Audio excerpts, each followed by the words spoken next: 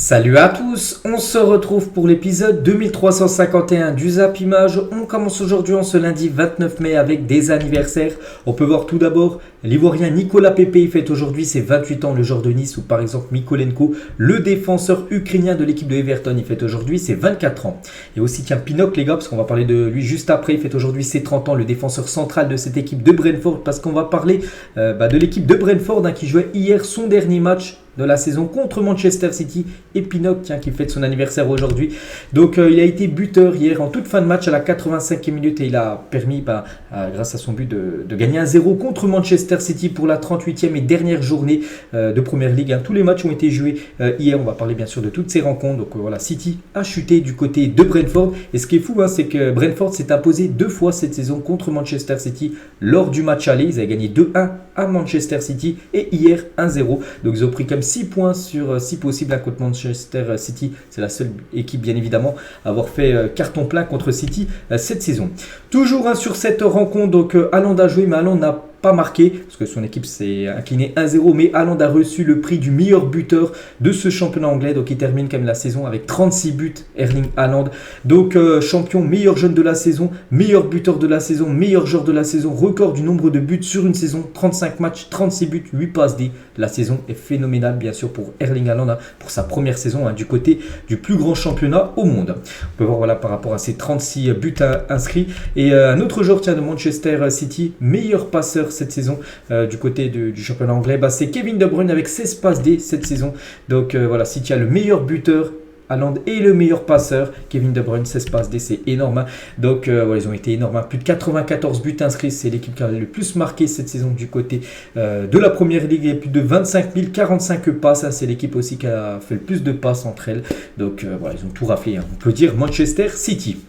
On va parler de leur dauphin Arsenal, qu'on pensait quand même qu'ils pouvaient le faire cette saison, de remporter le championnat. Ils se sont effondrés en fin de saison. Mais bon, hier, ils ont gagné leur ultime match, leur dernier match pour cette saison. 5-0, ils ont gagné contre Wolverhampton. Donc Saka, buteur, Rezus, buteur, Kiwar, buteur et Granit Xhaka, doublé pour lui, 11e et 14e minute de jeu. Il a marqué un doublé en l'espace de 3 minutes. Et concernant ce joueur de 30 ans, donc c'était certainement son dernier match avec les Gunners. Parce que j'en parle les gars depuis quand même pas mal de jours. Il devrait quitter cette équipe de Arsenal en fin de saison. Donc en tout, il a joué plus de 297 matchs pour 23 buts, dont un doublé hier, de buts, c'est pas mal. Donc il devrait rejoindre l'équipe du Bayer Leverkusen librement à la fin de la saison. On va parler d'un autre buteur, c'est Bukayo Saka qui a inscrit, on peut le voir à la 27e minute, il a inscrit un nouveau but et c'est son 14e but cette saison en Première Ligue pour Bukayo Saka qui a prolongé il y a quelques jours l'aventure du côté des Gunners jusqu'en 2027. Félicitations à lui pour sa saison pleine, on peut dire. Et toujours avec Arsenal, égale son plus grand nombre de victoires une saison sous l'ère de la Première Ligue avec 26 victoires en 38 matchs pour cette équipe de Arsenal. Mais malgré ce total quand même de victoires très haut, ils n'ont pas remporté le championnat. Ils terminent à la 2e place de ce classement. Et Arsenal, donc cette saison, ils ont marqué pas mal de buts, 88 buts.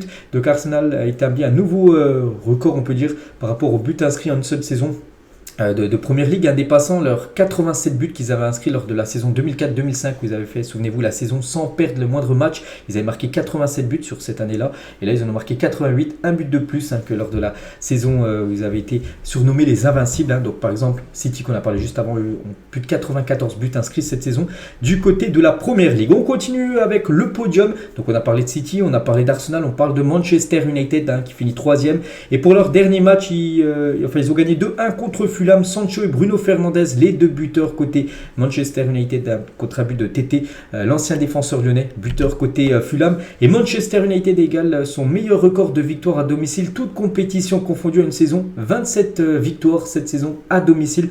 Que ce soit en Première Ligue, que ce soit en compétition européenne, en FA Cup, tout ça, plus de 27 victoires. Et c'est tout simplement leur co-meilleur record dans leur histoire, tout simplement. Donc félicitations à cette équipe de Manchester, vraiment très performante à domicile cette saison. Et on va parler de David De Gea, a reçu le prix de la Première Ligue Golden Glove Award par rapport au nombre de clean sheets réalisés. C'est lui qui a réalisé le plus de clean sheets cette saison, David De Gea. Félicitations à lui. Donc voilà, le meilleur buteur Golden Boot, donc Erling Haaland, et celui qui a fait le plus de clean sheets, le gardien espagnol. On continue On descend un peu dans le classement, on était avec les 3e United, 4e c'est Newcastle, et Newcastle jouait du côté de Chelsea, score final 1 partout, donc Trippier buteur contre son camp, et Gordon buteur côté Newcastle, donc voilà, vu que Newcastle finit 4e, ils joueront bien sûr la Ligue des Champions. Chelsea, saison catastrophique, Chelsea termine la saison de Première Ligue à la 12e place, son pire classement depuis 1993-1994, depuis 30 ans en gros, que Chelsea n'avait pas fini aussi loin au classement.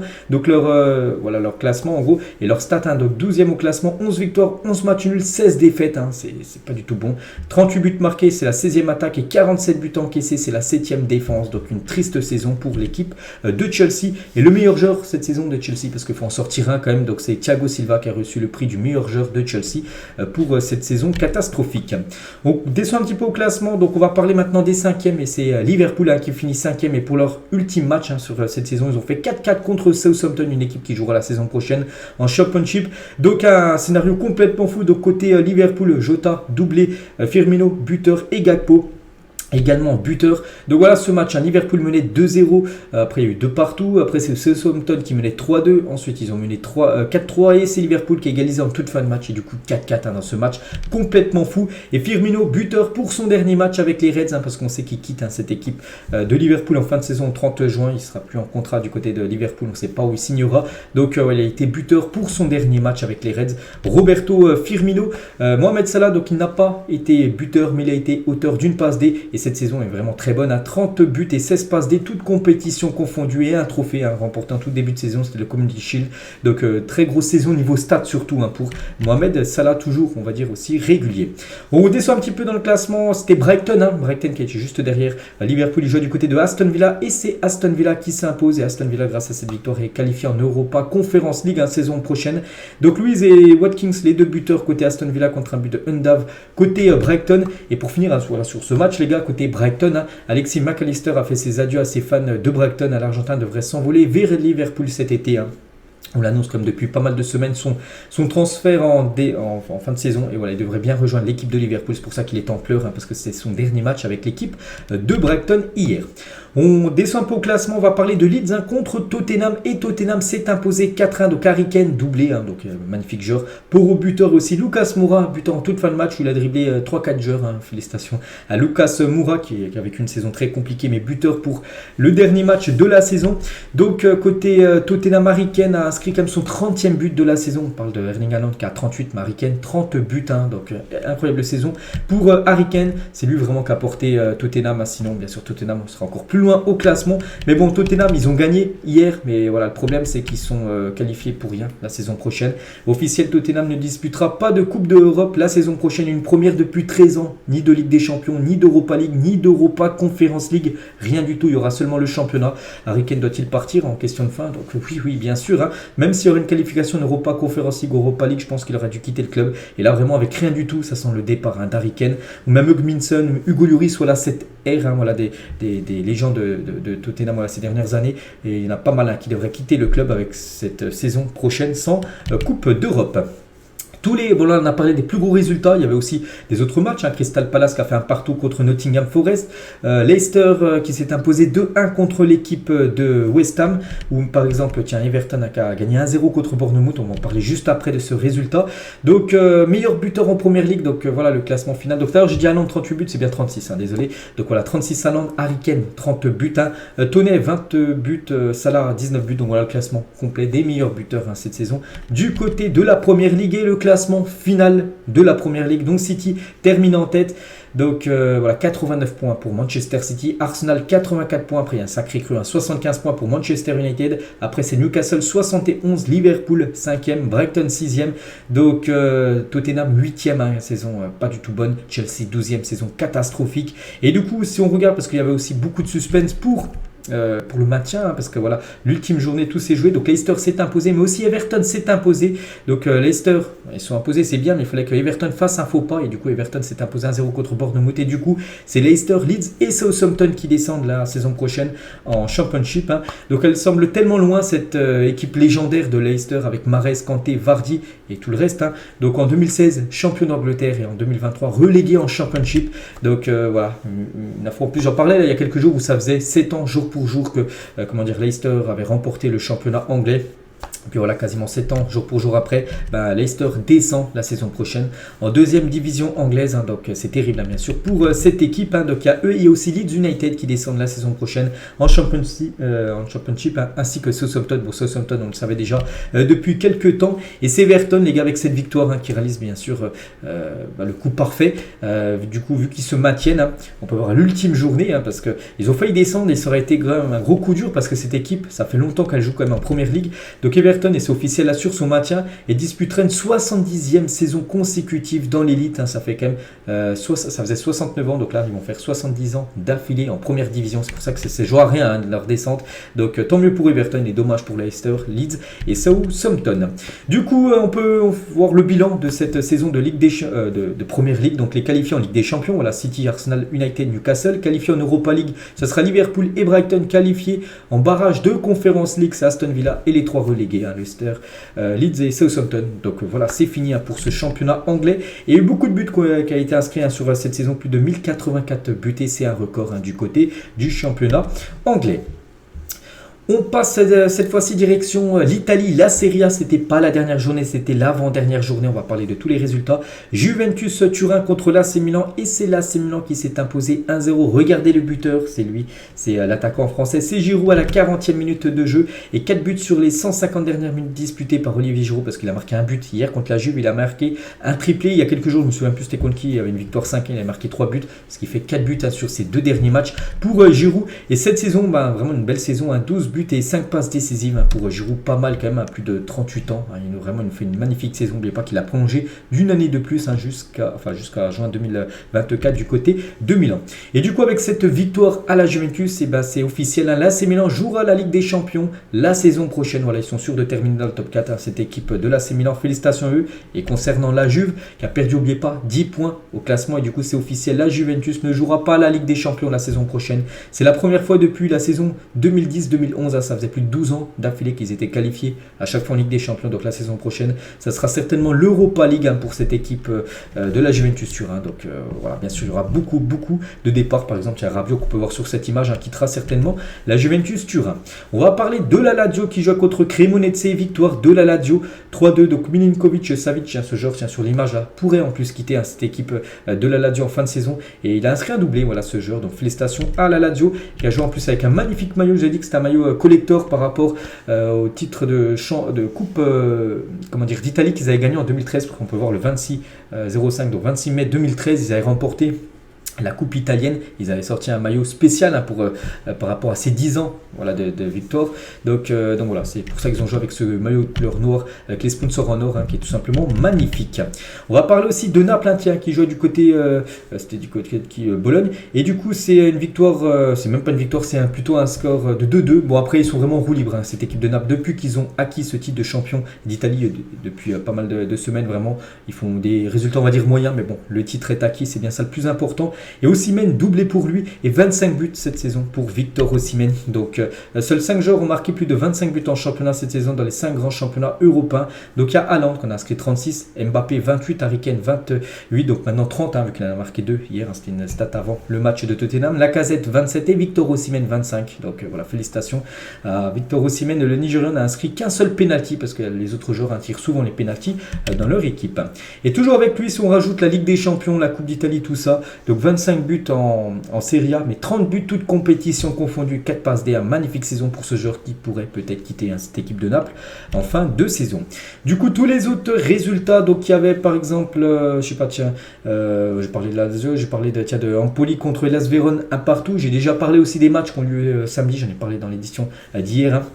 Donc voilà, c'est 37e et avant-dernière journée du côté de la Serie A. On va juste parler d'un match à Monza qui s'est incliné 1-0 contre Lecce, et Lecce avec cette victoire 1-0, c'est officiel, grâce à un penalty transformé par Lorenzo Colombo à la 90 plus 11 minutes de temps additionnel, donc en toute fin de match, et offrant la victoire 1-0 face à Monza. Lecce se maintient en Serie A, c'était une équipe promue, ils resteront la saison prochaine, c'est sûr, en première division italienne. Du coup, le classement de cette Serie A à une journée de la fin, la dernière dernière journée se jouera le week-end prochain.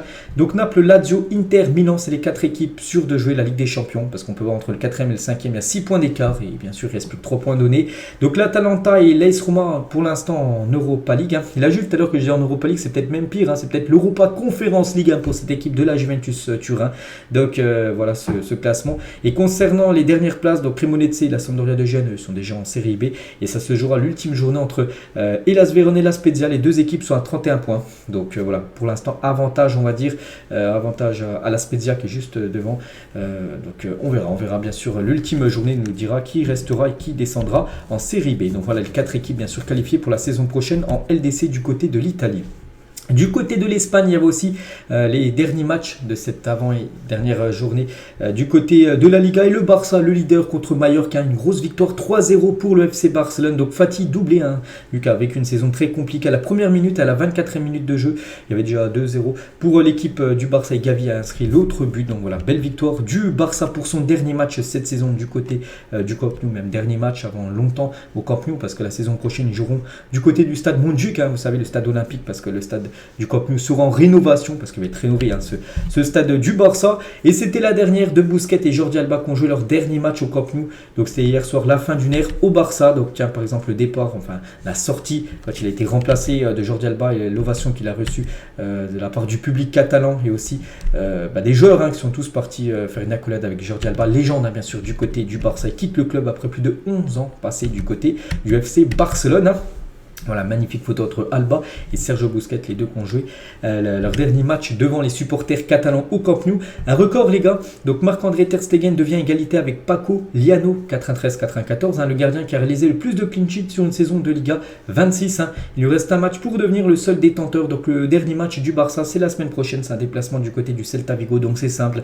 S'il y a un match sans prendre de but, donc un nouveau clean sheet pour Ter Stegen, il deviendra seul détenteur de ce record d'un gardien avec le nombre de clean sheet le plus élevé. Pour l'instant, il est ex-aequo avec ce gardien Liano, 26 clean sheet. Donc voilà, il lui reste un match contre le Celta pour atteindre les 27 clean sheets cette saison. On va parler du gros coup dur de la saison, enfin de la soirée, voilà, même gros coup dur pour la saison, la fin de saison, même si bien sûr il y a les vacances, mais voilà, peut-être il sera incertain pour le début de la saison prochaine. C'est Alejandro Balde qui est sorti sur blessure après avoir été victime d'un tacle assassin. Regardez ce terrible tacle d'un joueur de Majorque, et du coup il a été remplacé bien sûr, donc il a pris un carton rouge, le joueur de Majorque, logique, voilà, regardez ce tacle les gars, voilà, on lui envoie beaucoup de force à Alejandro Balde. Donc il est forfait, voilà, pour la fin de saison, donc il ne jouera pas la semaine prochaine, il ne jouera pas aussi le match contre Vissel Kobe, le match amical. On verra s'il sera là pour la pré-saison aux États-Unis, Alejandro Balde, et du coup on annonce quand même manquera 6 à 7 semaines, quasiment 2 mois, il ne sera pas là, donc tant mieux pour lui, parce qu'il y a les vacances, il va pouvoir se rétablir. Donc on lui envoie beaucoup de force, le joueur qui a joué quand même 44 matchs cette saison, le jeune Alejandro Balde qui a seulement 19 ans. On va parler de l'Atlético Madrid qui joue contre la Real Sociedad. Donc c'est simple, c'était le 3e contre le 4e de la Liga, et c'est l'Atlético qui s'est imposé 2-1. Donc Molina et Griezmann, les deux buteurs côté Atlético. Donc Griezmann, magnifique but, petite frappe bien placée, on va dire, le gardien n'a rien pu faire en gros. Donc très beau but d'Antoine Griezmann, et cette saison il nous fait vraiment une grosse saison à Griezmann. Donc 15 buts et 13 passes D en Liga. Donc il est impliqué dans 28 buts cette saison en Liga, Antoine Griezmann. Donc magnifique saison de l'attaquant français. Et la Real Sociedad, son ancien club, l'équipe qu'il a battu ou même qu'il a marqué hier, parce que Griezmann jouait à la Real Sociedad avant de jouer par exemple à l'Atlético. Donc ils ont perdu le match, mais ils sont sûrs de terminer dans le top 4 de la Liga, et du coup de jouer la saison prochaine la Ligue des Champions. Donc ils retrouvent la Ligue des Champions, ils avaient participé la dernière fois en 2013-2014 quand Griezmann y jouait dans cette équipe basque. Donc voilà, 10 ans après, la Real Sociedad retrouve la LDC. Du coup, tous les autres résultats de cette 37e avant-dernière journée de Liga, je sais pas, Elche s'est imposé 1-0 du côté de Bilbao. L'Espagnol Barcelone a fait 2 partout du côté de Valence, avec cette non-victoire de l'Espagnol, ce match nul. Du coup, l'Espagnol descend la saison prochaine en 2e division espagnole. Et du coup, le classement, donc le Barça, le Real, l'Atlético et la Real Sociedad aux 4 meilleures positions. Donc Villarreal et le Betis Séville joueront en Europa League la saison prochaine. Et concernant l'Europa Conference League, donc il y a pas mal d'équipes qui peuvent peuvent viser. Donc c'est la 7ème place, en gros la place en violette. Pour l'instant c'est Osasuna, mais Osasuna 50 points, Bilbao 50, Gérone 49, Rayo Vallecano 49 et le FC Séville 49, peut aussi prétendre jouer cette Europa Conference League. Bon après Séville s'ils gagnent l'Europa League, ils pourront jouer la Ligue des Champions bien sûr. Donc il y a du suspense pour cette 7ème place et il y a du suspense aussi pour le maintien. Donc on a parlé en haut bien sûr pour l'Europa Conference League aussi pour le maintien. Donc pour l'instant c'est Valladolid 39 points, parce qu'on sait déjà que l'Espagnol, Barcelone et Elche, les deux derniers, joueront la saison prochaine en deuxième division. Et donc Valladolid 39, Celta 40, Celta qui joue contre le Barça leur dernière journée, Almeria 40, Valence 41, Retafe 41 et Cadix 41. Donc voilà, tous peuvent descendre la saison prochaine. Donc il y en a un qui descendra et les 5 autres équipes resteront en Liga la saison prochaine. On va parler de la saison aussi du côté des Pays-Bas qui a été terminée hier. Donc le champion, le Feyenoord, on le savait déjà depuis quelques jours. Félicitations à cette équipe qui a fait une magnifique saison. Donc en Champions League la saison prochaine, donc il y aura le Feyenoord. Et le barrage de la Ligue des Champions, ça sera le PSV. Barrage de l'Europa League, ça sera l'Ajax. Et la Conference League, ça sera l'AZ Alkmaar. Meilleur buteur, c'est Xavi Simons qui termine meilleur buteur du championnat néerlandais avec 19 buts. Donc officiel, l'Ajax termine 3ème de révisie et jouera les barrages de l'Europa League la saison prochaine. C'est même pas les barrages de la Ligue des Champions, c'est les barrages de l'Europa League. Voilà, triste saison pour l'Ajax qui a complètement déçu cette saison. Et pour revenir les gars sur Xavi Simons, je vous ai dit meilleur buteur cette saison. Donc 34 matchs, 19 buts du côté du championnat néerlandais. Et si on ajoute les autres compétitions, donc son total 20 buts, c'est qu'il a beaucoup marqué en Eredivisie et 12 passes D, magnifique saison pour l'ancien joueur du Paris Saint-Germain. On va parler cette fois-ci, on revient en France, on va parler cette fois-ci de la une du journal Équipe et des trophées UNFP. Et plus fort que Zlatan, ça fait la une aujourd'hui avec Kylian Mbappé. Donc en remportant son 4e trophée de meilleur joueur de l'année, Mbappé a battu le record du Suédois Zlatan et confirmé aussi sa présence au PSG la saison prochaine. Le Lensois Frank Hens a été sacré meilleur entraîneur. Donc on va revenir sur tout ce qui s'est passé hier soir lors des trophées UNFP qui se déroulent toujours en fin de saison. Donc tout d'abord Kylian Mbappé, donc meilleur joueur de la Ligue 1 pour la 4e fois consécutive. Donc 2019, 2020, 2021, 2022, c'est Mbappé de nouveau le vainqueur de ce trophée. On peut le voir à chaque fois qu'il fait 1, après 2, il a fait avec 3 et cette fois-ci il fait 4 avec ses mains pour dire 4 fois. Il remporte bien sûr ce prix amplement mérité bien sûr par Kylian Mbappé. Un petit rappel les gars des nominés, donc il y avait David, il y avait Fofana, il y avait Messi, Openda et Mbappé. Et c'est Mbappé qui remporte ce prix du meilleur joueur de la saison du côté de la Ligue 1. Donc il a fait quelques annonces, bien sûr Kylian Mbappé. Je voudrais remercier ma famille. Je ne suis pas facile à gérer au quotidien, avoir de l'ambition. Ça peut être pesant pour les proches. Donc je voulais le remercier. Mon frère est venu. Ils ont gagné le classique. Donc le classique, c'est un match qui jouait avec les U19. J'en parlerai tout à l'heure, plutôt dans mon after Zap Image. Et ils sont en finale. Un classique, ça se gagne, peu importe l'équipe. Donc voilà ce qu'il a pu dire Kylian Mbappé. Il a également dit, les gars, une grosse info quand même concernant son futur.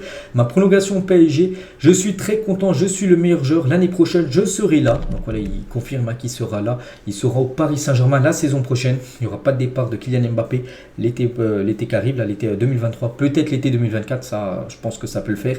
Mais la saison 2023-2024, ça sera toujours un joueur du Paris Saint-Germain, Kylian Mbappé. Il l'a confirmé. Et du coup, ses stats cette saison par rapport à ce trophée du meilleur joueur de la Ligue 1, donc 28 buts et 6 passes D.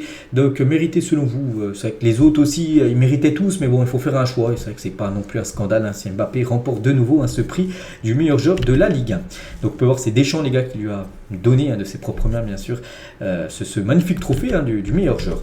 On va parler cette fois-ci du meilleur jeune joueur de la Ligue 1 et c'est un autre joueur du PSG, c'est Nuno Mendes qui pose avec le trophée UNFP du meilleur jeune joueur de la saison en Ligue 1. Félicitations à lui, un petit rappel de ses stats, 23 matchs cette saison, 1 but et 6 passes. C'est vrai qu'il a loupé pas mal de matchs à cause de blessures, donc en tout il y a 38 matchs, pour l'instant il y en a 37 qui ont été joués et il en a joué 23 et il remporte quand même ce prix. Voilà, Nuno Mendes, donc on est content pour lui. Le meilleur gardien, c'est Brice Samba, le gardien lensois, et ça c'est amplement mérité. Est élu meilleur gardien de la saison, Brice Samba, après la magnifique saison. N'oubliez pas que Lens, c'est la meilleure défense cette saison. Et logiquement, en plus avec tous les arrêts qu'il a fait, donc c'est Brice Samba qui reçoit logiquement ce prix. Le meilleur, c'est quoi là? C'est le plus beau but de la saison en Ligue 1. Et c'est Eli Wahi qui avait marqué un retour acrobatique contre l'équipe de Lyon, souvenez-vous. C'était lors du match, le 5-4, là, qui s'était joué il y a à peu près 3 semaines. Il avait marqué un retour acrobatique contre l'équipe de l'OL. Et Et en gros, c'est lui qui a été élu plus beau but de cette saison de Ligue 1.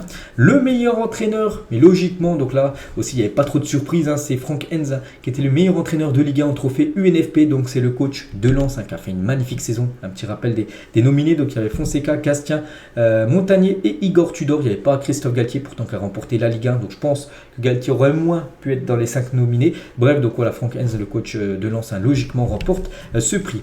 On peut voir aussi l'équipe type de cette saison de Ligue 1. Donc Brice Samba au but. Donc Nuno Mendes, défenseur gauche. Kevin Danso avec Mbamba en défense centrale et Achraf Hakimi, défenseur droit. Kefren Thuram, Rongier et Seko Fofana, les 3 milieux de terrain. Et Mbappé, Loïs Openda et Léo Messi en attaque. Donc voilà, il est très bien. Bon, après, c'est vrai qu'il peut manquer à chaque fois des joueurs. On pense pourquoi pas à Alexis Sanchez. N'est pas dans le 11 de la saison. Pourtant, il a marqué quand même 14 buts et 3 passes D. Avec l'OM, il aurait bien sûr pu être dans cette équipe. La même chose pour Lacazette, les gars. Auteur quand même de 27 buts cette saison. Donc deuxième meilleur buteur du championnat derrière Mbappé. Il aurait aussi pu être dedans à la place d'Openda. Mais bon, si Openda n'aurait pas été dedans, on aurait dit ça aurait été un scandale, tout ça. Donc il faut faire des choix. Bon, voilà, c'est cette équipe-là qui a été élu, on va dire, la meilleure équipe cette saison de Ligue 1. Et en parlant de Seko Fofana qui était présent, parce que Seko Fofana a reçu le prix d'être dans le 11 de la saison, la petite photo du joueur ivoirien lors de cette cérémonie des trophées UNFP. Et il a dit concernant son futur, vous serez encore Lensois la saison prochaine, c'est un journaliste qui lui a posé cette question, il a dit « Je ne pourrai pas vous répondre, on verra bien en fin de saison, honnêtement tout est possible, je ne peux pas affirmer que je vais rester à 100% ou que je vais partir pour l'instant. » Il dit non à rien, il peut rester bien sûr du côté de Lens, jouer la Ligue des Champions, il peut aussi quitter l'équipe de Lens en fin de saison. Pour l'instant, il a dit qu'il peut pas répondre à cette question, même si à la LDC la saison prochaine du côté de Lens, il ne garantit pas que ce sera un Lensois la saison prochaine. On va parler de Léo Messi. Léo Messi, n'oubliez pas qu'il est quand même dans l'équipe type de la saison en Ligue 1. Donc quasiment tout le monde, quasiment tout le monde était là lors de ce trophée UNFP, à part Messi qui n'était pas là.